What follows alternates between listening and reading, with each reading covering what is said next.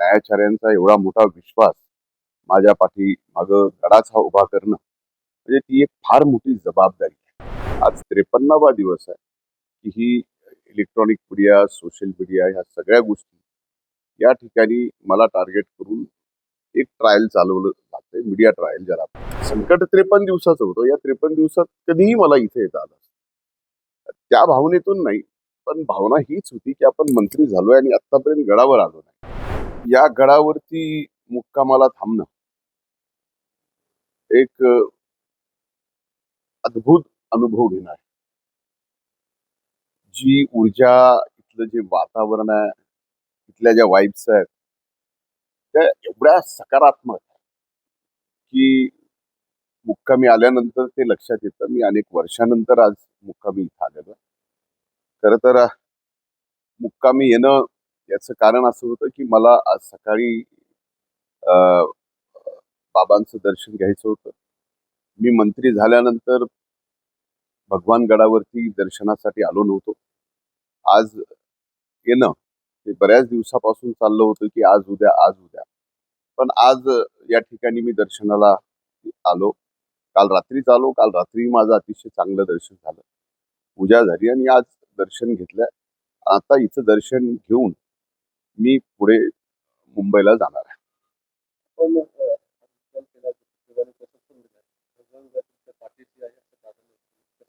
नाही, मला फक्त सांगितलं की बाबांची मुलाखत झाली आहे आणि न्यायाचार्य बाबांनी या ठिकाणी मुलाखतीमध्ये सांगितलं की हा गड माझ्यासारख्या अतिशय एक सामान्य कार्यकर्त्याच्या पाठीमागं बाबांनी सांगितलं की उभा आहे. याच्यासारखी ताकद, याच्यासारखी शक्ती आणि बाबांचा, न्यायाचार्यांचा एवढा मोठा विश्वास माझ्या पाठी मागं गडाचा उभा करणं म्हणजे ती एक फार मोठी जबाबदारी आहे.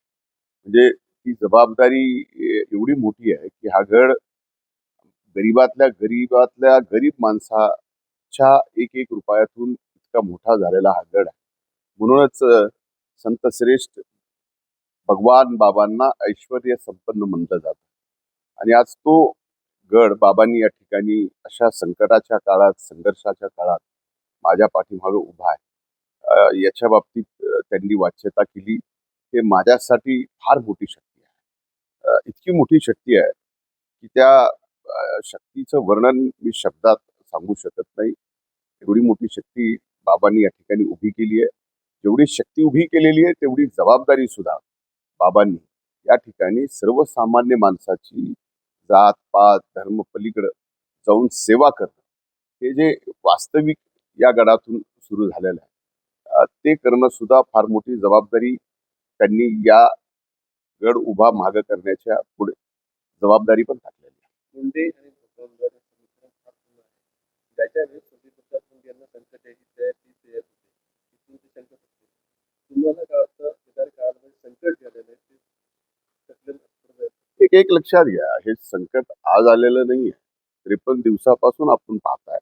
आज 53वा दिवस आहे की ही इलेक्ट्रॉनिक मीडिया, सोशल मीडिया ह्या सगळ्या गोष्टी या ठिकाणी मला टार्गेट करून एक ट्रायल चालवलं जातंय, मीडिया ट्रायल ज्याला आपण म्हणतो. आणि त्या मीडिया ट्रायलमध्ये कुठेही मी कधीही 3 महिन्यात या 53 दिवसामध्ये एक शब्द, एक अवाक्षर शब्द मी बोललेलो नाहीये. त्यामुळं संकट 53 दिवसाचं होतं. या 53 दिवसात कधीही मला इथे येता आलं. त्या भावनेतून नाही, पण भावना हीच होती की आपण मंत्री झालोय आणि आतापर्यंत गडावर आलो नाही. दर्शन आपलं झालं नाही या सगळ्या व्यापामुळं. आणि आज आपण दर्शनाला मुंबईकडे जात असताना इथं मुक्काम करून जायचं.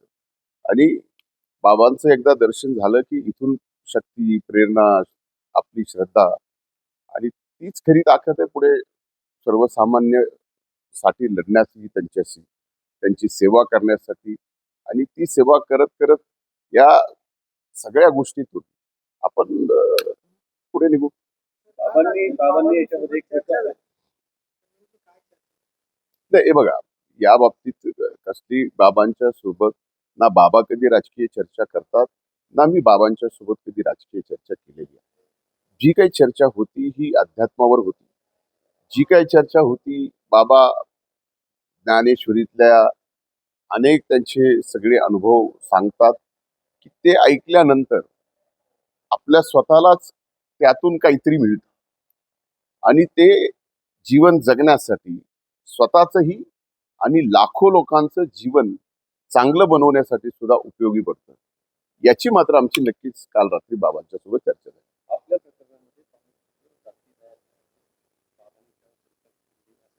राजकारणाच्या आडवं होत राहिला तर भविष्य काळामध्ये हा फुलवत राहील. तुम्ही याचे नाही नाही, मला आता त्या गोष्टीवरती बोलायचं नाही. मी आपल्याला सांगितलं की आता जे काही प्रकरण घडलंय ते प्रकरण 53 दिवस चालतंय.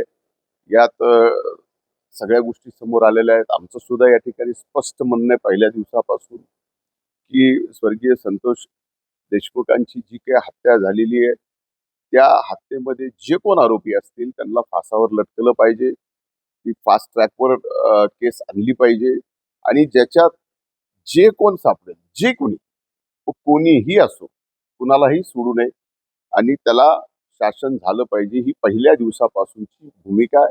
तीच आजही माझी भूमिका आहे.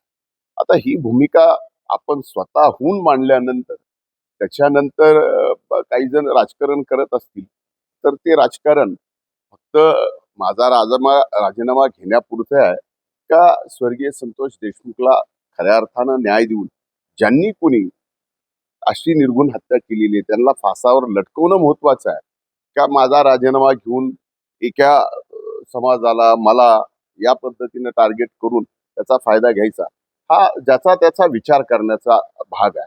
तर माझं सरळ मत आहे की या बाबतीत जे कोणी गुन्हेगार असतील त्यांना फासावर लटकवलं पाहिजे.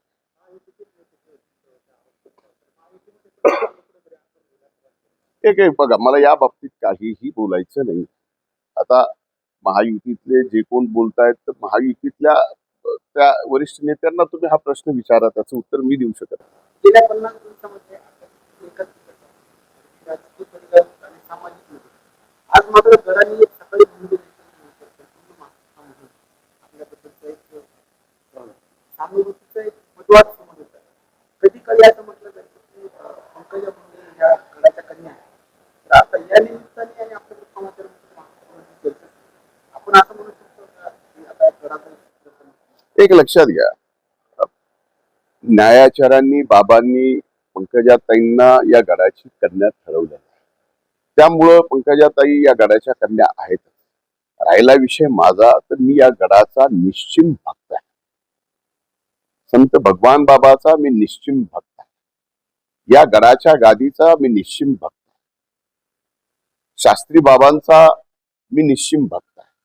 त्यामुळं ते सरळ सरळ ठरलेलं आहे. आणि हो हे नक्कीच आहे की अशा ठिकाणी जिथं आपली कायम श्रद्धा असते जिथे आपण श्रद्धेने गेल्यानंतर दर्शन घेतल्यानंतर पाठीमागं आपल्या एक ऊर्जा मिळते काम करायची. असा गड आपल्या पाठीमागे ज्यावेळेस उभा राहतो त्यावेळेस स्वाभाविकच एक आपल्यामध्ये सुद्धा एक आत्मविश्वास येतो आणि तो आत्मविश्वास घेऊन पुढे या सर्व संकटातून बाहेर निघून मायबाप जनतेची प्रामाणिकपणे सेवा करणं याच्या पलीकडे दुसरं काहीच नाही.